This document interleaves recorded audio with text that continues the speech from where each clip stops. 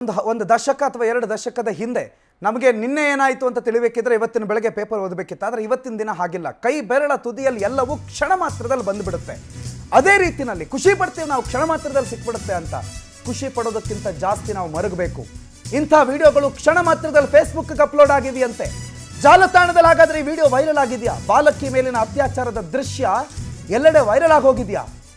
ಸಹಜವಾಗಿ ಆತಂಕ ಕಾರಣ ಆಗುವಂಥ ಪ್ರಶ್ನೆ. 6ನೇ ಕ್ಲಾಸಿನ ಮಗು ಅದು.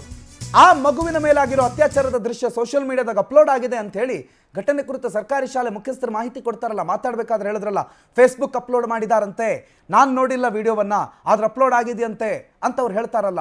ಹೌದಾ? ದೃಶ್ಯಗಳು ಸಿಕ್ಕಾಪಟ್ಟೆ ವೈರಲ್ ಸೋಷಿಯಲ್ ಮೀಡಿಯಾಗೆ ಹೋಯಿತು ಅಂತಂದರೆ ಅದು ಎಲ್ಲಿವರೆಗೆ ಹೋಗುತ್ತೆ ಗೊತ್ತಿಲ್ಲ. ಆ ಶಾಲೆಯ ಸರ್ ಹೇಳೋ ಪ್ರಕಾರ, ಮುಖ್ಯಸ್ಥರು ಹೇಳೋ ಪ್ರಕಾರ ಫೇಸ್ಬುಕ್ಗೆ ಅಪ್ಲೋಡ್ ಆಗಿದೆ, ಅದು ವೈರಲ್ ಆಗಿದೆ ಅಂತ. ಕೇಳಿಸ್ಕೊಳ್ಳಿ ಅವ್ರೇನು ಹೇಳ್ತಾರೆ. ನಮ್ಮ ಶಾಲೆಯ ಇಬ್ಬರು ವಿದ್ಯಾರ್ಥಿಗಳು ಶಾಲಾವಧಿಯನ್ನು ಹೊರತುಪಡಿಸಿ ಶಾಲೆ ಬಿಟ್ಟ ನಂತರ ಒಂದು ಅನೈತಿಕವಾದಂಥ ಒಂದು ಚಟುವಟಿಕೆಯಲ್ಲಿ ಅವರು ಪಾಲ್ಗೊಂಡಿದ್ದಾರೆ ಅನ್ನುವಂತಹ ಸುದ್ದಿ ನಮಗೆ ಬಂದದ. ಅದನ್ನು ಆ ವಿಡಿಯೋ ಮಾಡಿ ಆ ವಿಡಿಯೋವನ್ನು ಫೇಸ್ಬುಕ್ಕಿಗೆ ಕೂಡ ಅಪ್ಲೋಡ್ ಮಾಡ್ಯಾರ ಅಂತಲೂ ಕೂಡ ಕೇಳಿಪಟ್ಟಿವಿ. ಆದರೆ ಆ ವಿಡಿಯೋ ನಮ್ಮ ಗಮನಕ್ಕೆ ಬಂದಿಲ್ಲ. ಆ ವಿಡಿಯೋನು ಕೂಡ ನಾವು ಇದುವರೆಗೆ ನೋಡಿಲ್ಲ. ಊರಲ್ಲಿ ಮಾತ್ರ ಅದರ ಬಗ್ಗೆ ಸುದ್ದಿ ಆಗೈತಿ. ಅದಕ್ಕೆ ನಾವು ಈ ಬಗ್ಗೆ ಮೇಲಾಧಿಕಾರಿಗಳ ಜೊತೆ ಚರ್ಚೆ ಮಾಡಿದ್ದೀವಿ. ನಿಯಮಾನುಸಾರ CWCಗೆ ನೀವು ಕಂಪ್ಲೇಂಟ್ ಮಾಡಬೇಕಾಗ್ತದೆ ಅಂತ ನಮ್ಮ ಮೇಲಾಧಿಕಾರಿಗಳು ನಮಗೆ ನಿರ್ದೇಶನ ಮಾಡ್ಯಾರ. ಅವರ ನಿರ್ದೇಶನ ಪ್ರಕಾರ ನಾವು ನಡ್ಕೋತೀವಿ ಸರ್. ನಮ್ಮ ಶಾಲೆಯ ಇಬ್ಬರು ವಿದ್ಯಾರ್ಥಿಗಳು ಶಾಲಾವಧಿಯನ್ನು ಹೊರತುಪಡಿಸಿ ಶಾಲೆ ಬಿಟ್ಟ ನಂತರ ಒಂದು ಅನೈತಿಕವಾದಂಥ ಒಂದು ಚಟುವಟಿಕೆಯಲ್ಲಿ ಅವರು ಪಾಲ್ಗೊಂಡಿದ್ದಾರೆ ಅನ್ನುವಂತಹ ಸುದ್ದಿ ನಮಗೆ ಬಂದದ. ಅದನ್ನು ಆ ವಿಡಿಯೋ ಮಾಡಿ ಆ ವಿಡಿಯೋವನ್ನು ಫೇಸ್ಬುಕ್ಕಿಗೆ ಕೂಡ ಅಪ್ಲೋಡ್ ಮಾಡ್ಯಾರ ಅಂತಲೂ ಕೂಡ ಕೇಳಿಪಟ್ಟಿವಿ. ಆದರೆ ಆ ವಿಡಿಯೋ ನಮ್ಮ ಗಮನಕ್ಕೆ ಬಂದಿಲ್ಲ. ಆ ವಿಡಿಯೋನು ಕೂಡ ನಾವು ಇದುವರೆಗೆ ನೋಡಿಲ್ಲ. ಊರಲ್ಲಿ ಮಾತ್ರ ಅದರ ಬಗ್ಗೆ ಸುದ್ದಿ ಆಗೈತಿ. ಅದಕ್ಕೆ ನಾವು ಈ ಬಗ್ಗೆ ಮೇಲಾಧಿಕಾರಿಗಳ ಜೊತೆ ಚರ್ಚೆ ಮಾಡಿದ್ದೀವಿ. ನಿಯಮಾನುಸಾರ CWCಗೆ ನೀವು ಕಂಪ್ಲೇಂಟ್ ಮಾಡಬೇಕಾಗ್ತದೆ ಅಂತ ನಮ್ಮ ಮೇಲಾಧಿಕಾರಿಗಳು ನಮಗೆ ನಿರ್ದೇಶನ ಮಾಡ್ಯಾರ.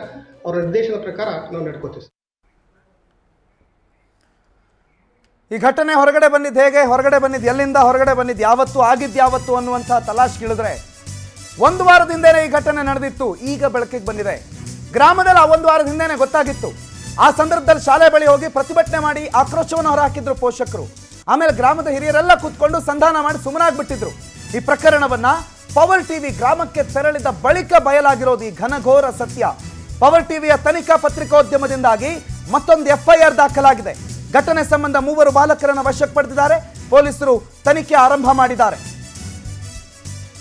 ಏನೋ ರಾಜಿ ಪಂಚಾಯಿತಿ ಮಾಡಿ ಮುಗಿಸ್ಬಿಟ್ಟಿದ್ರಲ್ಲ, ನೀವು ಹೋಗೇನು ಕೇಸು, ಮಕ್ಕಳ ಜೀವನ ಅಲ್ವಾ? ಇವತ್ತು ಈ ಮಕ್ಕಳಿಗೆ ಏನೂ ಆಗಲ್ಲ, ನಮ್ಮವರೆಲ್ಲ ಬಂದು ರಾಜಿ ಪಂಚಾಯಿತಿ ಮಾಡಿ ನಮ್ಮನ್ನು ಬಚಾವ್ ಮಾಡಿಬಿಡ್ತಾರೆ ಅನ್ನೋ ಮಾನಸಿಕತೆಯನ್ನು ನೀವು ತುಂಬಿಸ್ತೀರಲ್ಲ, ಅದು ಮತ್ತೊಂದು ದೊಡ್ಡ ಮಾರಕ ಪಿಡುಗು. ಏನೂ ಆಗಲ್ಲ ಅನ್ನೋದು ಆ ಮಕ್ಕಳ ಮನಸ್ಸಲ್ಲಿ ಬಂದರೆ ಇಂಥದ್ದು ಮತ್ತೂ ಜಾಸ್ತಿ ಆಗುತ್ತೆ.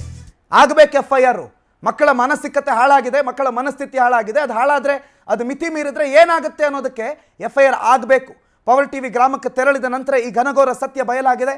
ಈ ವಿಡಿಯೋ ವೈರಲ್ ಆಗೋ ಹಂತ ಬಂದಿತ್ತು. ಆದರೆ ಸದ್ಯಕ್ಕೆ ಆ ವಿಡಿಯೋವನ್ನು ಪೊಲೀಸರು ವೈರಲ್ ಆಗೋದ್ರಿಂದ ತಡೆದಿದ್ದಾರೆ ಮತ್ತು ಈ ವೈರಲ್ ಆಗದೇ ಇರೋ ಹಾಗೆ ಏನು ಮಾಡಬೇಕು ಅದನ್ನು ಮಾಡ್ತಿದ್ದಾರೆ. ಆದರೆ ಸಣ್ಣ ಮಗು, 6ನೇ ಕ್ಲಾಸಿನ ಮಗು, 8ನೇ ಕ್ಲಾಸಿನ 3 ಜನ ಹುಡುಗರು, ಅವರ ಮನಸ್ಸಿಗಿಂತ ಮಾನಸಿಕತೆ ತುಂಬಿರೋದು ಮೊಬೈಲು ಅನ್ನೋದ್ರಲ್ಲಿ 2 ಮಾತಿಲ್ಲ. ಈ ಬಗ್ಗೆ ಮಕ್ಕಳ ತಜ್ಞೆ ಪದ್ಮಿನಿ ಪ್ರಸಾದ್ ಅವರು ನಮ್ಮ ಜೊತೆಗೆ ಮಾತನಾಡೋದಕ್ಕೆ ಫೋನ್ ಸಂಪರ್ಕದಲ್ಲಿ ಜಾಯ್ನ್ ಆಗಿದ್ದಾರೆ. ನಮಸ್ಕಾರ ಮೇಡಮ್. ನಮಸ್ಕಾರ, ಹೇಳಿ. ಆಶ್ಚರ್ಯ ಆಗುತ್ತೆ. ನಾವು ಸಣ್ಣವರಿದ್ದಾಗ ನಾಟಕ ನೋಡ್ತಾ ಇದ್ವಿ ಅಥವಾ ಯಕ್ಷಗಾನ ನೋಡ್ತಾ ಇದ್ವಿ. ಮನೆಯಲ್ಲಿ ಮಕ್ಕಳು ಏನೋ ಟೈರ್ ಹಿಡ್ಕೊಂಡು ಆಟ ಆಡ್ತಾ ಇದ್ವಿ. ಆದರೆ ಇವತ್ತಿನ ಕಾಲ ಬದಲಾಗಿದೆ. ಮಕ್ಕಳ ಕೈಯಲ್ಲಿ ಮೊಬೈಲ್ ಸಿಕ್ಕಿದೆ, ಮಕ್ಕಳು ಚೆನ್ನಾಗಿ ಮೊಬೈಲ್ ಯೂಸ್ ಮಾಡ್ತಾರೆ ಅಂತ ಖುಷಿ ಪಡ್ತಾರೆ ಪೋಷಕರು. ಆದರೆ ಡಾರ್ಕ್ ರಿಯಾಲಿಟಿ ಇದು ಅಂತ ಮೇಡಮ್, ಈ ವಿಡಿಯೋ ನೋಡಿದ್ರೆ ಆಶ್ಚರ್ಯ ಆಗಿಬಿಡುತ್ತೆ ನಮಗೆ, ನಿಮಗೆ. ಏನಿದು ಮಕ್ಕಳ ಮನಸ್ಸನ್ನು ಹಾಳು ಮಾಡಿರೋದು ಅಂತ? ಹೌದು, ಇದೊಂದು ಬಹಳ ದುಃಖಕರ ಸಂಗತಿ ಅಂತ ಹೇಳ್ಬೋದು. ನಮ್ಮ ಮಕ್ಕಳು ಎಲ್ಲಿ ಹೋಗ್ತಾ ಇದ್ದಾರೆ, ಏನ್ ಕಲಿತಿದ್ದಾರೆ, ಯಾವ ಮೌಲ್ಯಗಳನ್ನ ಬೆಳೆಸ್ಕೊಳ್ತಾ ಇದ್ದಾರೆ ಅಂತ ನಮ್ಗೆ ಬಹಳ ಬೇಜಾರಾಗತ್ತೆ. ಯಾಕಂದ್ರೆ ಪೇಷಂಟ್ಸ್ಗಳು ಬಂದಾಗ ನಾನು ನೋಡ್ತೀನಿ, ಇನ್ನು 1 ವರ್ಷನೂ ಇರಲ್ಲ ಮಗು, ಅದಕ್ಕೆ ಅದ್ರ ಕೈಲಿ ಕಂಟಿನ್ಯೂಸ್ ಆಗಿ ಮೊಬೈಲ್ ನೋಡ್ತಾ ಕೂತಿರತ್ತೆ, ಆಟ ಆಡ್ತಿರತ್ತೆ ಅದ್ರ ಚಿಕ್ಕ ಚಿಕ್ಕ ಬೆರಳಲ್ಲಿ. ನಾವು ಇದನ್ನ ರೂಢಿ ಮಾಡ್ಬೇಡಿ ಇವಾಗ್ಲಿಂದ ಅಂತ ಹೇಳಿದ್ರೆ, ಇಲ್ಲ ಅದ್ ಕೊಡ್ಲಿಲ್ಲ ಅಂದ್ರೆ ಅದು ಕೇಳೋದೇ ಇಲ್ಲ, ಕೊಡ್ಲೇಬೇಕು ನಾವು. ಆ ವಯಸ್ಸಿಂದಾನೇ ಒಂದು ಮೊಬೈಲ್ ಗೀಳು ಶುರುವಾಗ್ಬಿಟ್ಟಿರತ್ತೆ. ಅದ್ರೊಳಗು ಮೊಬೈಲ್ ಒಂದು ಸ್ಕೂಲ್ಗೆ ಹೋಗ್ಬೇಕಾದ್ರೆ, ಮಕ್ಳು ಹೊರಗಡೆ ಹೋಗ್ಬೇಕಾದ್ರೆ ಅವರ ಸುರಕ್ಷಾ ಕ್ರಮವಾಗಿ ಎಲ್ಲಿದ್ದಾರೆ ಏನಿದ್ದಾರೆ ಫೋನ್ ಮಾಡಕ್ಕೆ ಅದು ಒಂದು ಉಪಯೋಗ ಅಂತ ನಾವು ಹೇಳ್ಬೋದು. ಆದ್ರೆ ಅದನ್ನ ದುರುಪಯೋಗನೂ ಮಾಡೋ ತರ ಇದು ಹೈ ಎಂಡ್ ಮೊಬೈಲ್ಸ್ಗಳನ್ನ ಮಕ್ಳ ಕೈನಲ್ಲಿ ಓಡಾಡ್ತಾ ಇದೆ. ಅದರೊಳಗೆ ಬಹಳ ಸುಲಭವಾಗಿ ಈ ಪೋರ್ನೋಗ್ರಫಿಕ್ ಸೈಟ್ಸ್, ಬ್ಲೂ ಫಿಲ್ಮ್ಸ್ ಮತ್ತೆ ಇಂಥವೆಲ್ಲ ಬಹಳ ಬಂದ್ರೆ ಅದ್ರೊಳಗೂ ಈ ಹದಿಹರಿಯ ಕಾಲಿಟ್ಟ ಮಕ್ಕಳಲ್ಲಿ ಅದೊಂದು ಕುತೂಹಲ ಜಾಸ್ತಿ. ಅದನ್ನ ಕುತೂಹಲ ತಣ್ಸಕ ಒಂದೆರಡ್ ಸಲ ನೋಡಿದ್ರೆ ಮಕ್ಕಳೆಲ್ಲ ನೋಡಿ ಮಾಡಿ ಸೊ ಅದ್ರೊಳಗೆ ಇರೋ ತರ ಅದನ್ನೇ ಕಲ್ತ್ಕೊಂಡಾಗ ಏನಾಗತ್ತೆ, ಅದನ್ನ ಪ್ರಯೋಗ ಮಾಡ್ಬೇಕು ಅಂತ ಆ ವಯಸ್ಸಿನಲ್ಲಿ ಇರುವಂತ ಹಾರ್ಮೋನುಗಳು, ಮನಸ್ಸಿನಲ್ಲಿ ಲೈಂಗಿಕ ಭಾವನೆಗಳು, ಆ ಲೈಂಗಿಕ ಚಟುವಟಿಕೆ ಕಡೆ ಇರುವಂತ ಕುತೂಹಲ, ಇದೆಲ್ಲ ಏನಾಗತ್ತೆ ಮಕ್ಕಳಿಗೆ ಪ್ರಯೋಗ ಮಾಡೋ ತರ ಪರಿಸ್ಥಿತಿ ಬರತ್ತೆ. ಈ ರೀತಿನೇ ಇದಾದಾಗ ಅದ್ರ ಜೊತೆಗೆ ಈ ಸೋಷಿಯಲ್ ಮೀಡಿಯಾದ ಹಾವಳಿ ತುಂಬಾ ಜಾಸ್ತಿ ಆಗಿದೆ.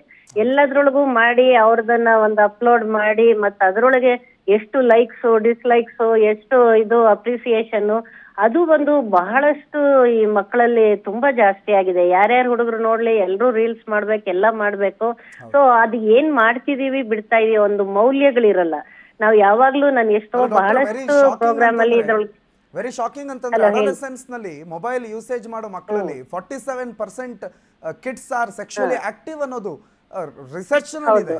ಸೊ ಇದು ನಾವು ಪೋಷಕರು ನಾವು ಸಹಜವಾಗಿ ಒಂದು ಪ್ರಶ್ನೆ ಮಾಡ್ಕೋಬೇಕಲ್ಲ, ನಮ್ಮ ಮಕ್ಕಳು ಮೊದಲು ಇದು ಸೈಕಾಲಜಿಕಲ್ ಡೆವಲಪ್ಮೆಂಟ್ ಆಗ್ತಿತ್ತು ಅಥವಾ ಸೈಕಾಲಜಿಕಲಿ ಮಕ್ಕಳ ಮನಸ್ಸಲ್ಲಿ ಅದೊಂದೇನೋ ಬದಲಾವಣೆ ಆಗ್ತಿತ್ತು. ಆದ್ರೆ ಮೊಬೈಲ್ ಸಿಕ್ಕಿರೋದ್ರಿಂದ ಅಲ್ವಾ ಹಿಂಗಾಗಿರೋದು. ನಾವೇನ್ ಮಾಡೋಣ, ಮೊಬೈಲ್ ಒಂದು ಈ ಅವಕಾಶಗಳು ಮತ್ತೆ ಅವಕಾಶಗಳನ್ನ ಉಪಯೋಗಿಸ್ಕೊಳ್ಳೋ ರೀತಿ ಅದನ್ನ ಬಹಳಷ್ಟು ಸಲ ಅದಕ್ಕೆ ಹೇಳಿದೆ, ಮೌಲ್ಯಾಧಾರಿತ ಲೈಂಗಿಕ ಶಿಕ್ಷಣ ಚಿಕ್ಕ ವಯಸ್ಸಿಂದಾನೇ ಮಕ್ಕಳ ದೇಹದ ಬಗ್ಗೆ, ಅದನ್ನ ದುರುಪಯೋಗ ಮಾಡದೇ ಇರೋದ್ರ ಬಗ್ಗೆ, ಮತ್ತೊಬ್ಬರನ್ನ ಗೌರವದಿಂದ ನೋಡೋದು, ಅವ್ರ ದೇಹನ ಯಾವುದೇ ರೀತಿ ಅತಿಕ್ರಮಣ ಮಾಡದೇ ಇರೋ ತರ ಒಂದು ಮೌಲ್ಯಗಳನ್ನ ಚಿಕ್ಕ ವಯಸ್ಸಿಂದ ಕಲ್ಸ್ಕೊಡೋ ತರ ಕಂಟಿನ್ಯೂಸ್ ಆಗಿ ಹೇಳ್ತಾ ಇದ್ರೆ ಅದೇ ಮಕ್ಕಳ ಮನಸ್ಸಲ್ಲಿ ಇರುತ್ತೆ.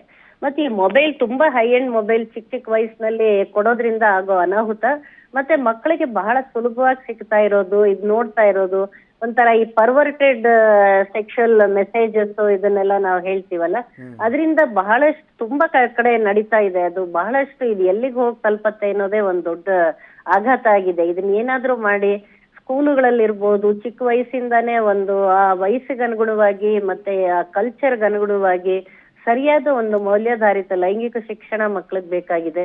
ಮತ್ತೆ ಇದರಿಂದ ಆಗೋ ದುರುಪಯೋಗಗಳನ್ನ ರಿಪೀಟೆಡ್ಲಿ ಹೇಳ್ತಾ ಇದ್ದಾಗ ಮತ್ತೆ ಮಕ್ಕಳಿಗೂ ಕೂಡ ಅವ್ರ ದೇಹ ಅವ್ರು ಹೇಗ್ ರಕ್ಷಣೆ ಮಾಡ್ಕೋಬೇಕು, ಇನ್ನೊಬ್ರಿಂದ ಈ ರೀತಿ ದುರುಪಯೋಗಕ್ಕೆ ಒಳಗಾಗಬಾರ್ದು, ಇದು ಎಲ್ಲ ಕೂಡ ಬಹಳ. ಈ ಇನ್ನೊಂದ್ ಏನಾಗಿದೆ ಅಂದ್ರೆ ಈ ಮಕ್ಕಳಿಗೆ ಆ ಶಿಕ್ಷೆ ಭಯ ಇಲ್ಲ. Right, thank you so much doctor Padmini Prasad ಅವರು ನಮ್ಮ ಜೊತೆಗೆ ಮಾತನಾಡಿದ್ದಕ್ಕಾಗಿ. ನಮ್ಮ ಪ್ರತಿನಿಧಿ ನಿಜಗುಣ ಮಠಪತಿ ಫೋನ್ ಸಂಪರ್ಕದಲ್ಲಿ ಜಾಯ್ನ್ ಆಗಿದ್ದಾರೆ. ನಿಜಗುಣ ಮಠಪತಿ, ಏನಾಯಿತು, ಯಾವಾಗ ಆಗಿದ್ದ ಘಟನೆ, ನೀವು ಆ ಗ್ರಾಮಕ್ಕೆ ಹೋಗಿದ್ದಾಗ ಹೇಗೆ ಈ ಘಟನೆ ಹೊರಗಡೆ ಬಂತು? ನಿಜಕ್ಕೂ ಇವತ್ತಿನ ಒಂದು ದಿನಮಾನಗಳಲ್ಲಿ ಪೋಷಕರು ಒಂದು ಸರ್ಕಾರಿ ಶಾಲೆಗೆ ಕಳಿಸ್ತಕ್ಕಂತ ಏನು ಮಕ್ಕಳ ಪೋಷಕರಿದ್ದಾರೆ ಅವರು ನಿಜಕ್ಕೂ ಒಂದು ಆತಂಕಕ್ಕೆ ಎಡೆ ಮಾಡಿಕೊಡ್ತಕ್ಕಂತ ಒಂದು ದೃಶ್ಯ ಪವರ್ ಟಿವಿಯಲ್ಲಿ ನಾವು ನೋಡ್ಬೋದು. ಯಾಕಂತಂದ್ರೆ ಪವರ್ ಟಿವಿ ಇವತ್ತು ಒಂದು ಸುದ್ದಿಯನ್ನ ಬಿತ್ತರಿಸ್ತಿರ್ತಕ್ಕಂಥದ್ದು, ಅದು ಇವತ್ತು ನಾವು ಅಂಗೈಯಲ್ಲಿಯೇ ಒಂದು ಜಗತ್ತನ್ನ ಕಾಣ್ತೀವಿ ಅಂತಕ್ಕಂಥದ್ದನ್ನ ನಾವೆಲ್ಲ ಮೊಬೈಲ್ಗಳ ಮೂಲಕ ನಾವು ಅರ್ಥಕೊಂಡಿದೀವಿ. ಮೊಬೈಲ್ ಇವತ್ತು ಯಾವ ರೀತಿ ಅಂದ್ರೆ ಸದ್ಬಳಕೆ ಆಗ್ತಾ ಇದೆ, ಅದ್ರ ಏನು ಬಳಕೆ ಉಪಯೋಗದ ಜೊತೆ ದುರುಪಯೋಗವೂ ಆಗ್ತಾ ಇದೆ ಅನ್ನೋದಕ್ಕೆ ಈ ಒಂದು ಸುದ್ದಿಯ ಒಂದು ನಿದರ್ಶನ ಅಂತ ಹೇಳ್ಬೇಕಾಗತ್ತೆ. ಇವತ್ತು ಸಣ್ಣ ಸಣ್ಣ ಮಕ್ಕಳು ಅಂದ್ರೆ ಸರ್ಕಾರಿ ಪ್ರಾಥಮಿಕ ಶಾಲೆಗೆ ಹೋಗ್ತಕ್ಕಂಥ ಮಕ್ಕಳು, ಹೈಸ್ಕೂಲ್ಗೆ ಹೋಗ್ತಕ್ಕಂಥ ಮಕ್ಕಳು ಇವತ್ತು ಮೊಬೈಲ್ಗಳನ್ನ ಯಾವ ರೀತಿ ದುರ್ಬಳಕೆ ಮಾಡ್ಕೊಳ್ತಿದ್ದಾರೆ ಅನ್ನೋದಕ್ಕೆ ಇದೊಂದು ನಿದರ್ಶನ ಅಂತಾನೆ ಹೇಳ್ಬೇಕಾಗತ್ತೆ. ಇವತ್ತು ಪೋಷಕರು ಮಕ್ಕಳಿಗೆ ಏನು ತಮ್ಮ ಆಂಡ್ರಾಯ್ಡ್ ಮೊಬೈಲ್ಗಳನ್ನ, ಪ್ರತಿಯೊಬ್ಬರ ಮನೆಯಲ್ಲೂ ಕೂಡ ಆಂಡ್ರಾಯ್ಡ್ ಮೊಬೈಲ್ಗಳು ಇರ್ತಕ್ಕಂಥದ್ದು, ಆ ಮೊಬೈಲ್ಗಳನ್ನ ಮಕ್ಕಳು ಬಳಕೆ ಮಾಡ್ಕೊಳ್ತಿರ್ತಕ್ಕಂಥದ್ದು ಏನು ಒಳ್ಳೇದಕ್ಕೆ ಬಳಕೆ ಮಾಡ್ಕೊತಿದಾರ ಅಥವಾ ಕೆಟ್ಟದಕ್ಕೆ ಬಳಕೆ ಮಾಡ್ಕೊತಿದಾರ ಅನ್ನೋದರ ಬಗ್ಗೆ ಪಾಲಕರು ಒಂದು ನಿಗಾ ವಹಿಸಬೇಕಾಗಿರ್ತಕ್ಕಂತ ಒಂದು ಅನಿವಾರ್ಯತೆ ಈ ಒಂದು ಸುದ್ದಿಯಿಂದ ಅರಿತುಕೊಳ್ಬೇಕಾಗಿರ್ತಕ್ಕಂಥದ್ದು ವಾಸ್ತವ ಸತ್ಯ ಸಂಗತಿ ಅಂತಾನೆ ಹೇಳ್ಬೇಕಾಗತ್ತೆ. ಇದು ನಮ್ಮ ಬಾಗಲಕೋಟೆ ಜಿಲ್ಲೆಯಲ್ಲಿಯೇ ನಡೆದಿರ್ತಕ್ಕಂಥ ಒಂದು ಘಟನೆ ಅಂತ ಈಗಾಗಲೇ ಸಿಡಿಪಿಒ ಇದನ್ನ ಸ್ಪಷ್ಟೀಕರಣ ಕೊಟ್ಟಿರ್ತಕ್ಕಂಥದ್ದು. ಆ ಹಿನ್ನೆಲೆ ಏನು ಈಗ ಆ ಒಂದು ಘಟನೆಯಲ್ಲಿ ಆ ಒಂದು ಏನೋ ಒಂದು ಆರೋಪದಡಿ ಸಿಲುಕಾಕೊಂಡಿರ್ತಕ್ಕಂಥ ವಿದ್ಯಾರ್ಥಿಗಳನ್ನ ಪೊಲೀಸರು ಕೂಡ ಒಂದು ವಶಕ್ಕೆ ಪಡೆದುಕೊಂಡು ಹೆಚ್ಚಿನ ವಿಚಾರಣೆಯನ್ನ ನಡೆಸ್ತಾ ಇದ್ದಾರೆ. ಇದು ಬಾಗಲಕೋಟೆ ಜಿಲ್ಲೆಯ ಇಲ್ಕಲ್ ತಾಲೂಕಿನಲ್ಲಿ ನಡೆದಿರ್ತಕ್ಕಂಥ ಒಂದು ಘಟನೆ. ಆದ್ರೆ ಇಲ್ಲಿ ಏನು ಇವತ್ತು ನಾವು ಮೊಬೈಲ್ಗಳ ವಿಚಾರವಾಗಿ ಮಾತಾಡಬೇಕಾದ್ರೆ ಇವತ್ತು ಮಕ್ಕಳ ಕೈಗೆ ಮೊಬೈಲ್ ಕೊಡೋದು ಎಷ್ಟು ಸೂಕ್ತ, ಅದನ್ನ ಯಾವ ರೀತಿ ದುಷ್ಕೃತ್ಯಗಳಿಗೆ ಮಕ್ಕಳು ಬಳಕೆ ಮಾಡ್ಕೊಳ್ತಿದ್ದಾರೆ ಅಂತ ಒಂದು ಮನಸ್ಥಿತಿ ಮಕ್ಕಳಲ್ಲಿ ಹೇಗೆ ಸೃಷ್ಟಿ ಆಯ್ತು ಅನ್ನೋದರ ಬಗ್ಗೆ ಇಲ್ಲಿ ಪಾಲಕರು ಕೂಡ ಒಂದು ಗಮನ ಹರಿಸಿ ಆ ಮಕ್ಕಳನ್ನ ಸರಿದಾರಿಗೆ ತರ್ತಕ್ಕಂತ ಒಂದು ಕೆಲಸವನ್ನ ಮಾಡಬೇಕಾಗತ್ತೆ. ಸರ್ಕಾರಿ ಪ್ರಾಥಮಿಕ ಶಾಲೆ ಮತ್ತು ಹೈಸ್ಕೂಲ್ಗೆ ಹೋಗ್ತಕ್ಕಂಥ ಚಿಕ್ಕ ಮಕ್ಕಳ ಒಂದು ಮನಸ್ಥಿತಿ ಈ ರೀತಿ ಆಗಿದೆ ಅಂತಂದ್ರೆ ಇವತ್ತು ಪಾಲಕರು ತಮ್ಮ ಮಕ್ಕಳನ್ನ ಯಾವ ರೀತಿ ಅವರಿಗೆ ಒಂದು ಸ್ವಾತಂತ್ರ್ಯವನ್ನ ಕೊಡ್ತಾ ಇದ್ದಾರೆ, ಆ ಒಂದು ಸ್ವಾತಂತ್ರ್ಯವನ್ನ ಮಕ್ಕಳು ಯಾವ ರೀತಿ ದುರ್ಬಳಕೆ ಮಾಡ್ಕೊಳ್ತಿದ್ದಾರೆ ಅನ್ನೋದಕ್ಕೆ ಈ ಒಂದು ಪವರ್ ಟಿವಿಯ ಒಂದು ವರದಿಯೇ ಒಂದು ಸಾಕ್ಷಿ ಅಂತಾನೆ ಹೇಳಬೇಕಾಗತ್ತೆ. ಈ ಒಂದು ನಮಗೆ ಮಾಹಿತಿಯ ಮೇರೆಗೆ ಈ ಘಟನೆಯ ಬಗ್ಗೆ ಇತ್ತೀಚೆಗೆ ನಡೆದಿರ್ತಕ್ಕಂಥ ಒಂದು ಘಟನೆ ಬಗ್ಗೆ ಕೆಲವರು ಮಾಹಿತಿಯನ್ನ ನೀಡ್ತಾರೆ. ಮಾಹಿತಿಯನ್ನ ಆಧರಿಸಿ ನಾವು ಆ ಒಂದು ಗ್ರಾಮಕ್ಕೆ ಭೇಟಿ ನೀಡಿದಾಗ ಅಲ್ಲಿ ಎಲ್ಲೋ ಒಂದು ಕಡೆ ಈ ತರ ನಡೆದಿರ್ತಕ್ಕಂಥದ್ದು ವಿದ್ಯಾರ್ಥಿಗಳೇ ಈ ಒಂದು ಕೃತ್ಯದಲ್ಲಿ ಭಾಗಿಯಾಗಿರ್ತಕ್ಕಂಥ ಒಂದು ಭಯಾನಕ ಒಂದು ಆತಂಕಕಾರಿ ಘಟನೆ ಬೆಳಕಿಗೆ ಬಂದದ್ದು. ಇದು ನಿಜಕ್ಕೂ ಪಾಲಕರನ್ನ ಬೆಚ್ಚಿ ಬೀಳಿಸುವಂತದ್ದು. Pranot. Right, okay, thank you Nijaguna Mathapati ಮಾಹಿತಿಗೆ. ಫೋನ್ ಏನಾಗುತ್ತೆ, ಬಳಕೆ ಏನಾಗುತ್ತೆ, ಮೊಬೈಲ್ ಫೋನ್ಗಳನ್ನು ನಾನು ಆಗಲೇ ಹೇಳಿದಾಗ ಸರ್ಕಾರ ಬಂದು ಅದನ್ನು ಬ್ಯಾನ್ ಮಾಡೋದಕ್ಕಾಗಲ್ಲ. ಮಕ್ಕಳಿಗೆ 18 ವರ್ಷ ಮೊದಲು ಮೊಬೈಲ್ ಕೊಡಬೇಡಿ, ಹೆಂಗೋ ತಗೋತಾರೆ ಅವರು, ಯಾವುದೋ ರೀತಿಯಲ್ಲೋ. ಕೆಲವು ತಂದೆ ತಾಯಿನೇ ಕೊಡಿಸ್ಬಿಡ್ತಾರೆ. ಶಾಲೆಗಳು ಮೊದಲಂತೂ ಶಾಲೆಗಳಲ್ಲಿ ಇರಲಿಲ್ಲ. ಸೆಕೆಂಡ್ PUC ಮುಗಿಯೋವರೆಗೂ ಕೂಡ ಮಕ್ಕಳಿಗೆ ಮೊಬೈಲ್ ಕೊಡೋ ಹಂಗಿರಲಿಲ್ಲ, ಅಥವಾ ಮಕ್ಕಳು ಮೊಬೈಲನ್ನು ಶಾಲೆಗೆ ತಗೊಂಡು ಹೋಗೋ ಹಾಗಿರಲಿಲ್ಲ. ಆದರೆ ಇವತ್ತಿನ ಪರಿಸ್ಥಿತಿ ಹಾಗಿಲ್ಲ. ಮಕ್ಕಳು ಕೆಲವು ಕಡೆ ಯಾರ ಜೊತೆಗೂ ಇದ್ದು ಬಿಡ್ತಾರೆ, ಮಕ್ಕಳು ತಮ್ಮ ಪೋಷಕರ ಜೊತೆ ಇರೋದಿಲ್ಲ. ಅಂಥ ಸಂದರ್ಭ ಬರುತ್ತೆ, ಮಕ್ಕಳ ಕೈಗೆ ಮೊಬೈಲ್ ಕೊಡಬೇಕಾದ ಅನಿವಾರ್ಯತೆ ಕೆಲವು ಪೋಷಕರಿಗೆ ಬರುತ್ತೆ. ಆದರೆ ಇವತ್ತಿನ ತಂತ್ರಜ್ಞಾನಗಳಲ್ಲಿ ಮಕ್ಕಳು ದಾಸರಾಗ್ತಿದ್ದಾರೆ. ಮೊಬೈಲ್ ಫೋನ್ಗಳಿಂದ ತಮ್ಮ ಜೀವನದ ಪ್ರಮುಖ ಕ್ಷಣಗಳನ್ನು ಕಳ್ಕೊತಿದ್ದಾರೆ. ತಮ್ಮ ಜೀವನದಲ್ಲಿ ಏನು ಕಲಿಬಾರ್ದು ಅದನ್ನು ಕಲಿತಿದ್ದಾರೆ. ಮಕ್ಕಳಿಗೆ ದುರುಪಯೋಗ ಜಾಸ್ತಿ ಆಗ್ತಿದೆ ಮೊಬೈಲ್ ಉಪಯೋಗ ಆಗೋದಕ್ಕಿಂತ. ಇದನ್ನು ನಾವು ಪೋಷಕರೇ ಏನಾದರೂ ಮಾಡಬೇಕು. ಪೋಷಕರೇ ಮಕ್ಕಳ ಕೈಗೆ ಮೊಬೈಲ್ ಹೋಗೋದನ್ನು ತಪ್ಪಿಸ್ಬೇಕು, ಬಿಟ್ಟರೆ ಮತ್ತು ಯಾರೂ ಏನೂ ಮಾಡೋದಕ್ಕಾಗೋದಿಲ್ಲ. ನಮ್ಮ ಮಕ್ಕಳನ್ನು ನಾವೇ ಉಳಿಸ್ಬೇಕು. ನಮ್ಮ ಮಕ್ಕಳು ಏನು ಮಾಡ್ತಿದ್ದಾರೆ ಅನ್ನೋದನ್ನು ಗಮನ ಹರಿಸದೇ ಇದ್ದರೆ ನಮ್ಮ ಮಕ್ಕಳ ವಿಡಿಯೋ ಸೋಷಿಯಲ್ ಮೀಡಿಯಾದಲ್ಲಿ ಬಂದಾಗ ಆಮೇಲೆ ಅದನ್ನು ನೋಡಿಕೊಂಡು ತಲೆ ಮೇಲೆ ಕೈ ಹೊತ್ಕೊಂಡು ಕೂರಬೇಕಾಗತ್ತೆ. ಅಲ್ಲಿವರೆಗೂ ಹೋಗೋದಕ್ಕೆ ಬಿಡಬೇಡಿ. ಅಲ್ಲಿವರೆಗೂ ನಿಮ್ಮ ಮಕ್ಕಳು ಹಾಳಾಗೋದಕ್ಕೆ ಅವಕಾಶ ಮಾಡಿಕೊಡಬೇಡಿ. ತಂದೆ ತಾಯಿ ಎಚ್ಚರ ಆಗಿ, ಪೋಷಕರು ಎಚ್ಚರಗೊಳ್ಳಿ. ಮಕ್ಕಳ ಕೈಯಲ್ಲಿರೋ ಮೊಬೈಲು ಅದರಲ್ಲಿ ಏನು ನೋಡ್ತಿದ್ದಾರೆ ಅನ್ನೋದನ್ನು ನೋಡದೇ ಇದ್ದರೆ ಕಷ್ಟ ಆಗುತ್ತೆ.